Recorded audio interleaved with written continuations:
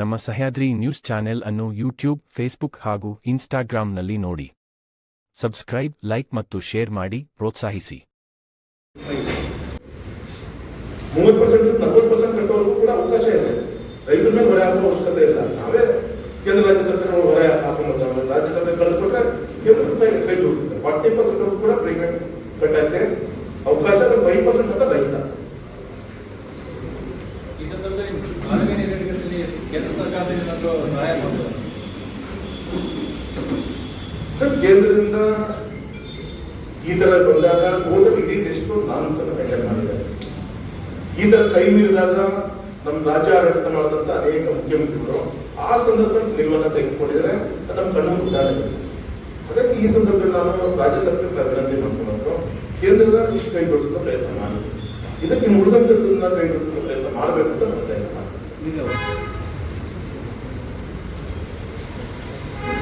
April ಅಲ್ಲಿ they mention only 5,000 ಮತ್ತೆ humidity temperature extreme, ಅದಕ್ಕೆ ಒಂದೇ 5,000 ತೋರಿಸಿ.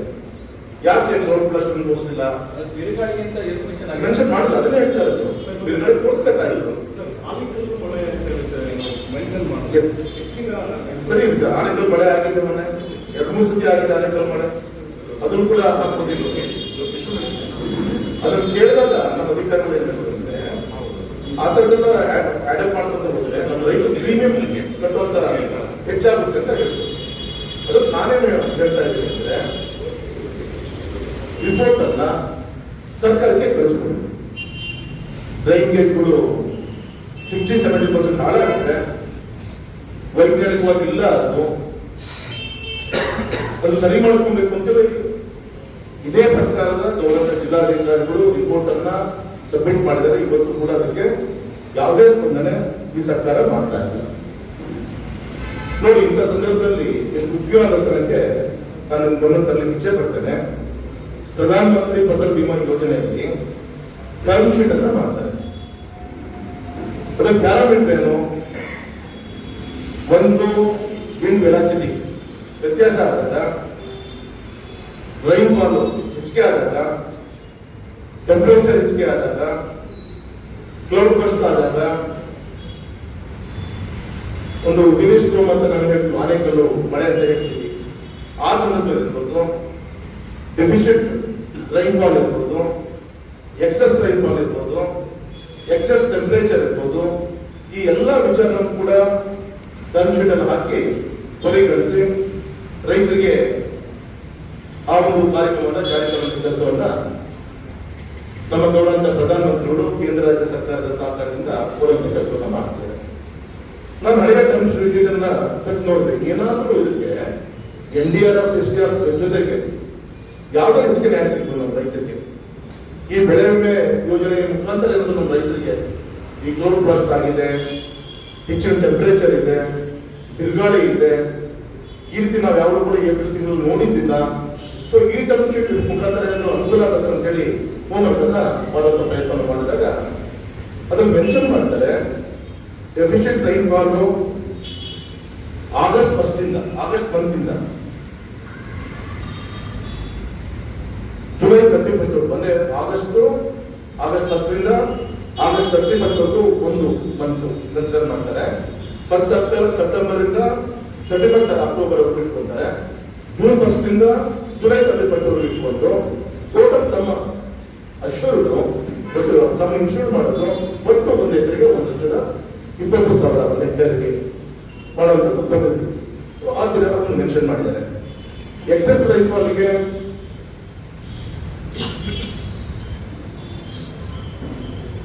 ಅದಕ್ಕೂ ಕೂಡ ಒಂದು ಪ್ಯಾರಾಮೀಟರ್ ಅನ್ನ ಮಾಡುವಂತ ಕೆಲಸವನ್ನು ಮಾಡಿದ್ದಾರೆ. ವಿಶೇಷವಾಗಿ ವೆದರ್ ವ್ಯತ್ಯಾಸದಿಂದ ರೋಗಗಳು ಏನು ಬರುತ್ತೆ ಅದಕ್ಕೂ ಕೂಡ ಒಂದು ಪ್ಯಾರಾಮೀಟರ್ ಅನ್ನ ಮೆನ್ಷನ್ ಮಾಡಿದ್ದಾರೆ. ಎಕ್ಸೆಸ್ ಟೆಂಪರೇಚರ್ 1 ಜನವರಿಯಿಂದ ಮಾರ್ಚ್ 31 ನಮ್ದಿಗಾಗಿರೋದು ದುರಂತ ಏಪ್ರಿಲ್ ಆಗಿದೆ. ಎಕ್ಸೆಸ್ ಟೆಂಪರೇಚರ್ 1 ಏಪ್ರಿಲ್ ಇಂದ 31 ಮೇ ವರೆಗೂ ಕೂಡ ಈ ಒಂದು 5 ತಿಂಗಳಲ್ಲಿ ಇದರಲ್ಲಿ ಏನಾದರೂ ರೈತರಿಗೆ ತೊಂದರೆ ಆಯಿತು, ಎಕ್ಸೆಸ್ ಟೆಂಪರೇಚರ್ ಇಂದ ಹರಳು ಉದುರು ಇದೆಲ್ಲ ಆಯಿತು ಅಂದ್ರೆ 1 ಹೆಕ್ಟೇರ್ಗೆ ಕೇವಲ 5,000 ರೂಪಾಯಿನ ನಮ್ಮ ಟರ್ಮ್ ಶೀಟ್ ಅಲ್ಲಿ ನಮ್ಮ ಅಧಿಕಾರಿಗಳು ಪೆನ್ಷನ್ ಮಾಡಿದ್ದಾರೆ. ಈ ಒಂದು ಟರ್ಮ್ ಶೀಟ್ ಅಲ್ಲಿ ನಮ್ದು ಈಗಿನ ಒಂದು ಸಮಸ್ಯೆ ಬರುತ್ತೆ. ಅದೇ ತರ ಎಕ್ಸೆಸ್ ರೈನ್ಫಾಲ್ ಮಾಡಿದ್ದಾರೆ, ಕ್ಲೌಡ್ ಬಸ್ಟ್ಗೂ ಕೂಡ ಮಾಡಿದ್ದಾರೆ. ಎಲ್ಲೋ ಕಡೆಗೆ ಇದು ಎಲ್ಲರೂ ಕೂಡ ಎಚ್ಚರಿಕೆ ಒಂದು ಸಂದರ್ಭ. ಈ ರೀತಿಯಾದ ಘಟನೆ ನಮ್ಮ ಅಧಿಕಾರಿಗಳು ಕೂಡ ಯಾರು ಕೂಡ ಅರ್ಜಿ ಮಾಡ್ಲಿಕ್ಕೆ ಆಗ್ಲಿಲ್ಲ, ಊಹಿಸ್ಕೊಳ್ಳಿಕ್ಕೆ ಆಗ್ಲಿಲ್ಲ. ಹಾಗಾಗಿ ನಾನು Karnataka state natural disaster management monitoring committee ಏನಿದೆ, ಗವರ್ನರ್ ಮೀನಾ ಅವರು ಅಲ್ಲಿ ರೆವಿನ್ಯೂ ಡಿಪಾರ್ಟ್ಮೆಂಟಿನ ರೆಪ್ರೆಸೆಂಟೇಟಿವ್ ಇದರಲ್ಲಿ ಸರ್ಕಾರಕ್ಕೆ ನಾನು ಮನವಿ ಮಾಡ್ಕೊತೀನಿ. ಈ KSNMDCಗೆ ಪ್ರಪೋಸಲ್ ಈ ಬೆಳೆ ಚೌಕಟ್ಟನ್ನು ಕೂಡ ಕಳಿಸ್ಕೊಡುವಂತ ಪ್ರಯತ್ನವನ್ನು ಮಾಡಿ. ಯಾಕಂದ್ರೆ ಅದಕ್ಕೆ ಸಂಬಂಧಪಟ್ಟಂತೆ ರೈತರು ಕಂತನ್ನ ಕಟ್ಟಿದ್ದಾರೆ. ಅದೇ ಇವ್ರು ಮೆನ್ಷನ್ ಮಾಡಿರೋದು ಏಪ್ರಿಲ್ ಮಂತ್ ಅಲ್ಲಿ ಓನ್ಲಿ ಎಕ್ಸ್ಟ್ರೀಮ್ ಟೆಂಪರೇಚರ್ ಮಾತ್ರ ಅಂತ ಮೆನ್ಷನ್ ಮಾಡಿದ್ದಾರೆ. ಎಲ್ಲರೂ ಕೂಡ ಗೊತ್ತಿದೆ, ಏಪ್ರಿಲ್ ಮೊದಲನೇ ವಾರದಿಂದ ಅಡ್ಡ ಮಳೆಗಳು, ಗಾಳಿ, ಬಿರುಗಾಳಿ ಇದೆಲ್ಲವೂ ಕೂಡ ಅನೇಕ ವರ್ಷಗಳು ನಾವು ನೋಡ್ಕೊತಾ ಬಂದಿದ್ದೀವಿ. ಹಾಗಾಗಿ ಇವ್ರು ಟರ್ಮ್ ಶೀಟ್ ಅಲ್ಲಿ ಏನಾದ್ರು ಅವತ್ತೇ ಸರಿಯಾದ ರೀತಿಯಲ್ಲಿ ಮೆನ್ಷನ್ ಮಾಡಿದ್ರೆ ಅದರಲ್ಲೂ ಕೂಡ ನ್ಯಾಯ ಒದಗಿಸಲಿಕ್ಕೆ ಕೆಲವೊಬ್ಬರಿಗೆ ಅವಕಾಶ ಇದ್ದಿತ್ತು ಏನೋ ಗೊತ್ತಿಲ್ಲ, ಮಾಡಬೇಕಾಗಿತ್ತು. ಅದು ಈಗೂ ಕೂಡ ಮಾಡ್ಲಿಕ್ಕೆ ಅವಕಾಶ ಇದೆ. ಯಾಕಂದ್ರೆ ಕ್ಲೌಡ್ ಬಸ್ಟ್ ಆಗಿರೋದು ನಿಜ, ಎಕ್ಸೆಸ್ ಟೆಂಪರೇಚರ್ ಇತ್ತು ಹರಡುತ್ತಿರೋದು ನಿಜ. ಇದನ್ನು ಕೂಡ ಉಪಯೋಗಿಸ್ಕೊಂಡು ನಮ್ಮ ರೈತರಿಗೆ ಯಾವ ಹೆಚ್ಚಿಗೆ ಅನುಕೂಲವನ್ನು ಮಾಡ್ಬೋದು, ನಮ್ಮ ಕೇಂದ್ರದ್ದು ಯೋಚನೆ ಮಾಡ್ಬೋದು, ನಮ್ಮ ಬೆಳೆ ವಿಮೆಯನ್ನು ಕೂಡ ಒಟ್ಟು ಯಾವ್ದನ್ನ ಹೆಚ್ಚಿಗೆ ಮಾಡ್ಲಿಕ್ಕೆ ಅವಕಾಶ ಇದೆ. ಅಂದ್ರೆ ಸರ್ಕಾರದ ಕೂಡ ಹಣಕಾಸಿನ ವಿಚಾರದಲ್ಲಿ ಸಾಕಷ್ಟು ಒತ್ತಡ ರೀತಿಯಲ್ಲಿ ಯಾವ ರೀತಿ ಮಾಡ್ಬೋದು ಅನ್ನೋದು ಚಿಂತನೆಯನ್ನ ಮಾಡಬೇಕು ಅಂತ ನಾನು ವಿನಂತಿ ಮಾಡ್ಕೊಳ್ತೀನಿ. ಮತ್ತೆ ವಿಶೇಷವಾಗಿ ನಿಮ್ಗೆ ಗೊತ್ತಿದೆ, ಯಾವುದೇ ಒಂದು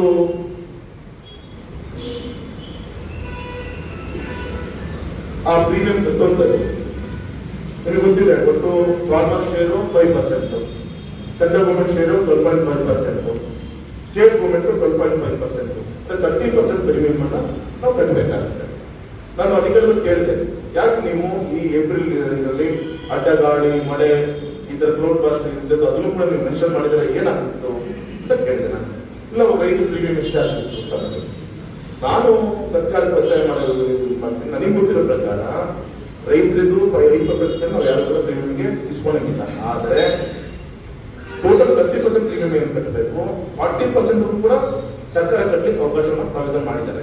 ಮತ್ತು ಕೇಂದ್ರ ಮತ್ತು ರಾಜ್ಯ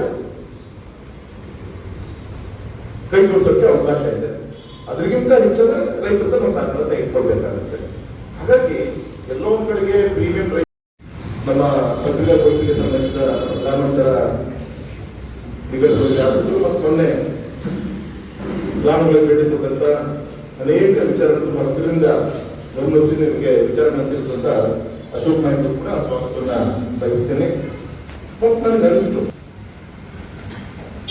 ಸನ್ಮಾನಿಸಿದ ಪ್ರಧಾನಮಂತ್ರಿಗಳ ಫಸಲ್ ಬಿಮಾ ಯೋಜನೆ ಈ ವಿಚಾರದಲ್ಲಿ ಸಾಕಷ್ಟು ಅನ್ಯಾಯ ಆಯಿತು ಅಂತ ನಮಗೆಲ್ಲರೂ ಕೂಡ ಗೊತ್ತಂತ ವಿಚಾರ. ಗೌರವಿತ ಮತ್ತೊಮ್ಮೆ ಪತ್ರಿಕಾ ಮಾಧ್ಯಮದ ಸ್ನೇಹಿತರನ್ನ ಸ್ವಾಗತ ಬಯಸಿದ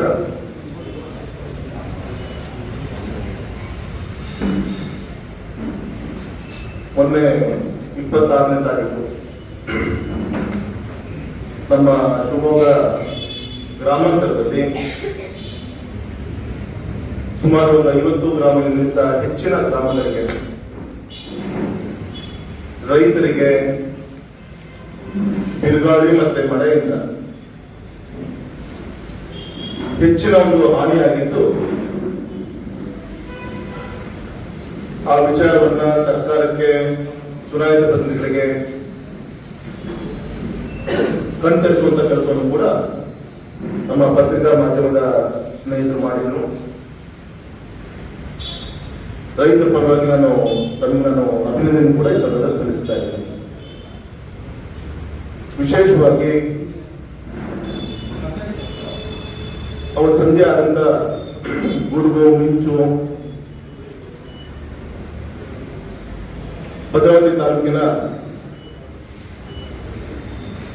ಹೊಳೆಯನೂರು ಹೋಬಳಿ ಈ ಭಾಗದಲ್ಲಿ ಸುಮಾರು ಈಗಿರುವಂತಹ ಒಂದು ಅಂಕಿಅಂಶದ ಪ್ರಕಾರ ಅವತ್ತೇನು ನಮ್ಮ ಪಕ್ಷದಿಂದ ಒಂದು ಸಮಿತಿ ರಚನೆಯನ್ನು ಮಾಡಿ ನಮ್ಮ ನಿಕಟಪೂರ್ವ ಶಾಸಕರಂತ ಅಶೋಕ್ ನಾಯ್ಕರು, ನಮ್ಮ ಗೌರವಂತ MLC ಅವರಂತ ಡಾಕ್ಟರ್ ಧನಂಜಯ ಸರ್ಜಿ ಅವರು,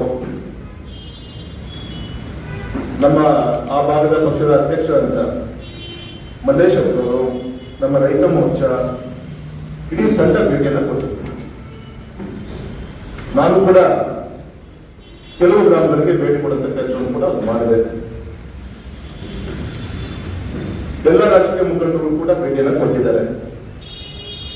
ಈ ಸಂದರ್ಭದಲ್ಲಿ ನಮ್ಮ ಹೊಳೆನೂರು ಭಾಗದಲ್ಲಿ ಹೋಬಳಿಯಲ್ಲಿ ಆದಂತ ಸುಮಾರು 35 ಗ್ರಾಮಗಳಿಗೇನು ಅದರ ಇದರ ಒಂದು ಪರಿಸರಗಳು ರೈತರಿಗೇನು ಆಗಿದೆ. ಮತ್ತೆ ನಮ್ಮ ಶಿವಮೊಗ್ಗ ತಾಲೂಕಿನ ಹೊಳಲೂರು ಮತ್ತೆ ಆರ್ನಹಳ್ಳಿ ಹೋಬಳಿ ಭಾಗದಲ್ಲಿ ಸುಮಾರು 25 ಗ್ರಾಮಗಳಿಗಿಂತ ಹೆಚ್ಚಿನ ಗ್ರಾಮಕ್ಕೆ ರೈತರಿಗೆ ಸಾಕಷ್ಟು ಹಾನಿಯಾಗಿದೆ. ಬೆಳೆದಂತ ಅಡಿಕೆ ಮರಗಳು ಒಳ್ಳೆ ಹಿಂಗಾರು ಒಟ್ಟು ಫಸಲು, ಕೆಲವು ಕಡೆಗೆ ಫಸಲು ಕೊಯ್ಯುವಂತ ಒಂದು ಅವಕಾಶ, ಕೊನೆ ಸಮೇತ ಮರಗಿಡಗಳು ಮುರಿದು ಬಿದ್ದಿದೆ. ಮನೆಗಳು ಆದಂತ ಹಂಚಿರ್ಬೋದು, ತಗಡಿರ್ಬೋದು, ಆಸ್ಪರ್ ಶೀಟ್ಸ್ಗಳಿರ್ಬೋದು, ದಿಕ್ಕಾಪಾಲಾಗಿ ಅದು ದಿಕ್ಕಲು ಹಾರ್ಕೊಂಡು ಹೋಗಿದ್ದಾವೆ. ಅದರಿಂದ ಮನೆಯಲ್ಲಿರುವಂತ ವಸ್ತುಗಳು ಕೂಡ ಒದ್ದೆ ಆಗಿದೆ, ಕೊಚ್ಕೊಂಡು ಹೋಗಿದೆ. ಒಂದು ಪ್ರಾಣಹಾನಿ ಬಗ್ಗೆ ವರದಿನೂ ಕೂಡ ಬಂದಿದೆ.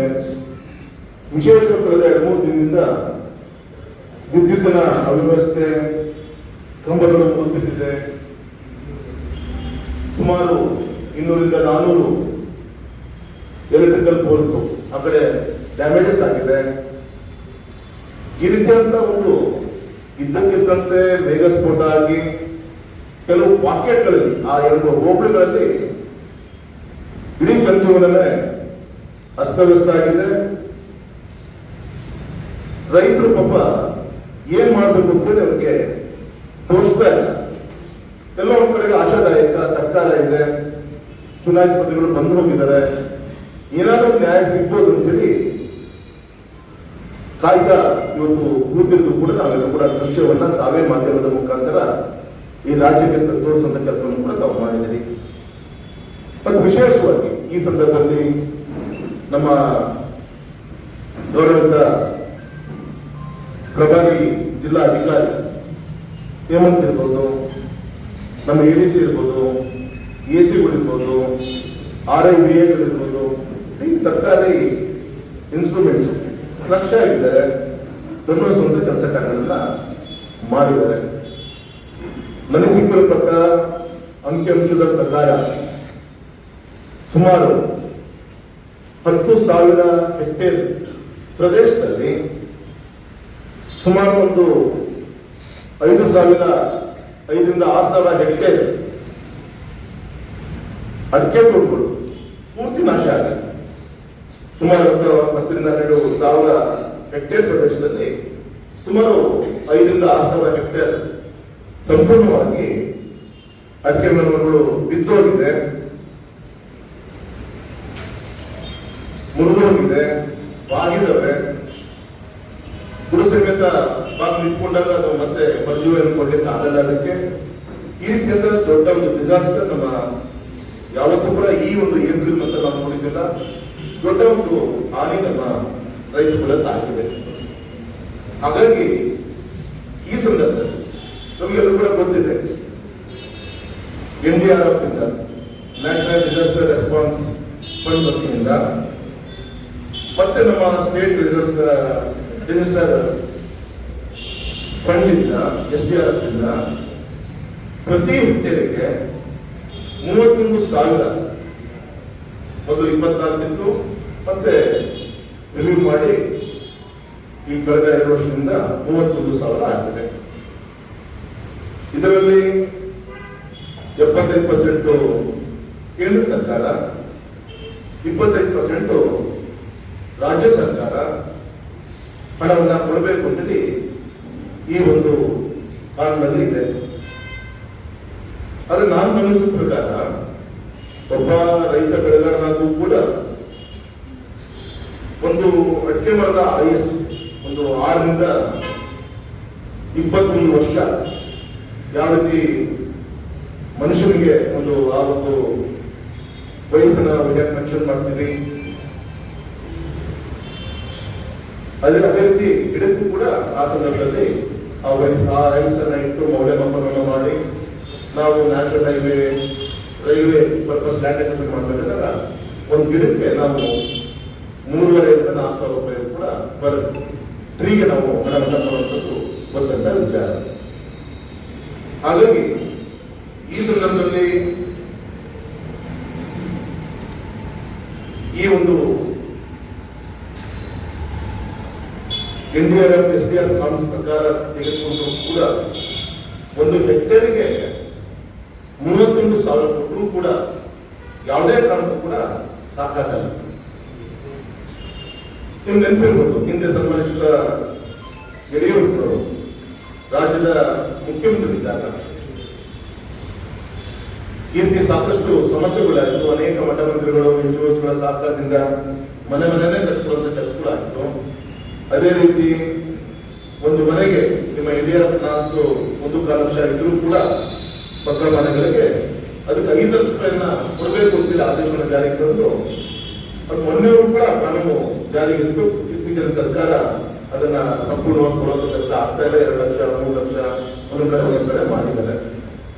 ಹಾಗಾಗಿ ರಾಜ್ಯ ಸರ್ಕಾರ ವಿಶೇಷವಾದಂತ ಸ್ಪೆಷಲ್ ಪ್ಯಾಕೇಜ್ ಆಗಿ ಈ ಬಾರಿ ಇದನ್ನು ಕನ್ಸಿಡರ್ ಮಾಡಿ 1 ಹೆಕ್ಟೇರ್ಗೆ 1 ಲಕ್ಷ ರೂಪಾಯಿ ಕೂಡ ಕೊಡಬೇಕು. ಅವಾಗ ಎಕರೆ ಹತ್ತಿರ 45-50 ಸಾವಿರ ರೂಪಾಯಿ ಸಿಗುತ್ತೆ. 1 ಹೆಕ್ಟೇರ್ ಅಂದ್ರೆ 2 ಎಕರೆ ಚಿಲ್ಲರೆ ಆಗುತ್ತೆ, 2.5 ಎಕರೆ ಆಗುತ್ತೆ. ಹಾಗಾಗಿ 1 ಎಕರೆಗೆ 50 ಸಾವಿರ ಕೂಡ ಸಿಕ್ಕರೆ ಅವನ ಶ್ರಮಕ್ಕೆ ಆ ಗಿಡ ಜೀವನ ಪೂರ್ತಿ 35-40 ವರ್ಷ ಒಂದು ಗಿಡ ನಮಗೆ ಒಂದು ಆದಾಯವಾಗಿ ಕೊಡಬೇಕು ಕೊಡುತ್ತೆ. ಅದನ್ನು ತುಂಬಿಕೊಳ್ಳಕ್ಕೂ ಕೂಡ ಸಾಧ್ಯ ಇಲ್ಲ. ನಾನು ಕೇಳ್ತೇನೆ ಎಕರೆಗೆ. ಹಾಗಾಗಿ ಭಾರತೀಯ ಜನತಾ ಪಕ್ಷ, ರೈತ ಮೋರ್ಚಾ ನಾವೆಲ್ಲರೂ ಕೂಡ ಸರ್ಕಾರಕ್ಕೆ ಒತ್ತಾಯ ಮಾಡ್ತೀವಿ, ವಿನಂತಿಯನ್ನು ಮಾಡ್ಕೊಳ್ತೀವಿ. ರೈತರ ಪರವಾಗಿ ನಾವು ಇದರಲ್ಲಿ ಯಾವುದೇ ರಾಜಕಾರಣವನ್ನು ಮಾಡಲಿಕ್ಕೆ ಇಷ್ಟಪಡಲ್ಲ. ರೈತರ ವಿಚಾರದಲ್ಲಿ ಇದೊಂದು ವಿಶೇಷವಾಗಿ ಇದನ್ನ ಪರಿಗಣಿಸಿ ತಾವು ಜಿಲ್ಲಾಧಿಕಾರಿಗಳು ಅಧಿಕಾರಿಗಳನ್ನು ಕೂತ್ಕೊಂಡು ಚರ್ಚೆಯನ್ನು ಮಾಡಿ 1 ಹೆಕ್ಟೇರ್ಗೆ 1 ಲಕ್ಷ ರೂಪಾಯಿ ಕೂಡ ಕೊಡಬೇಕು ಅಂತೇಳಿ ನಮ್ಮ ಪಕ್ಷದ ಕಡೆಯಿಂದ ನಾವು ಒತ್ತಾಯವನ್ನು ಕೂಡ ಕೇಂದ್ರ ಸರ್ಕಾರಕ್ಕೆ